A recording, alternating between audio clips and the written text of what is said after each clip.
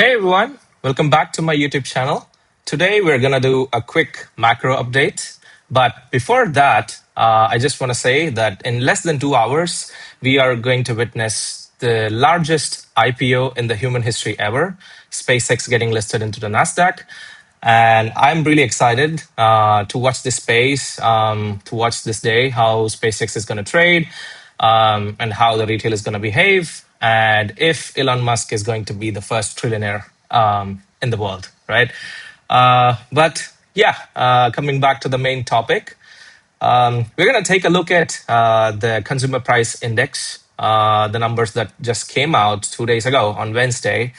CPI inflation rises to 4.2%, one of the highest inflation numbers in the last 3 years. And the core CPI inflation also rises to 2.9%. The usual target of the Fed is to maintain this level at 2%, but we are widely off, and we probably haven't reached that level in 3 years or more, right? If we just take a look at the inflation numbers this year, so we can consistently see that since January, it was 2.4%, February 2.4, March 3.3, a significant jump of 0.9%, and April of 3.8%, and May of 4.2%. And I'm sure you all can guess what is driving the increase in CPI numbers. Of course, it's energy, right? All of the items, food, and all items less food and energy remain somewhat relatively consistent. But energy is something which is driving the numbers really, really higher.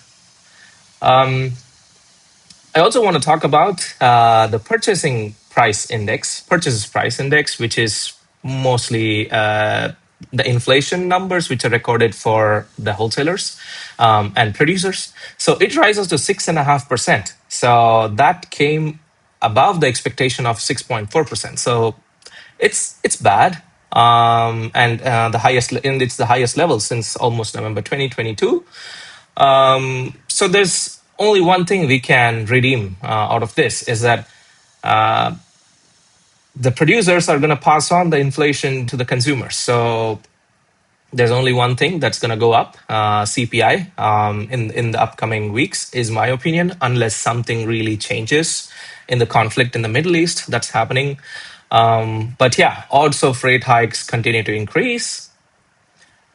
And I just want to talk about also the Strategic Petroleum Reserve, which we are dangerously headed towards the 1983 levels.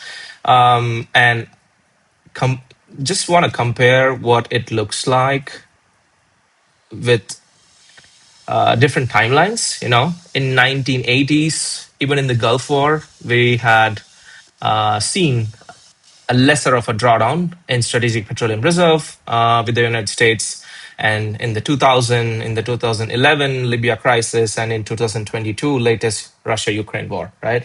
So the SPR has been consistently going down, and it's not so good of a news for the consumers, for the inflation, and the market in general, right? So yeah, let's keep watching this space over the next few weeks. And yeah, I want to shift topics to ECB a bit. The European Central Bank also raises rates by 25 bips to 2.25% just yesterday. And it's the first hike since September of 2023, right? They don't want to make the same mistake what they did of raising it too late at the end of 2022. So I guess it's a welcome move to control the inflation in the Eurozone. Coming back to Japan's wholesale inflation, or Japan's PPI, so as to say, hit 6.3% in May. So it's the fastest pace in the last 3 years, right? So you know, you can see what I'm trying to say is the Eurozone, the Bank of Japan, and the United States Fed all heading in the same direction of facing higher inflation due to rising energy costs and oil lingering around $100 per barrel. So the trend is clear, right? And as I said in the last video of mine, that Bank of Japan is set to raise rates to 1%. And It's the most significant move since 1995, more than 30 years, as the inflation risks loom. Um, and very interestingly, if we see, I'm going to click on the current target rate. And I'm just going to click on the end of the December. So 9th December 2026 is going to be the last Fed meeting by Kevin Warsh this year. So the current rate is 350 basis points, right? So as you can see, the rate cut is just expected 0.6%, and 99.4% of the probability is either in we are going to stay consistent with the current rate or we are going to hike, right? So I guess this is it. We have the clearest signal in front of our eyes. I'm going to be watching SpaceX, Anthropic, and OpenAI's IPOs really closely. And it's going to be really interesting and volatile times ahead, in my opinion.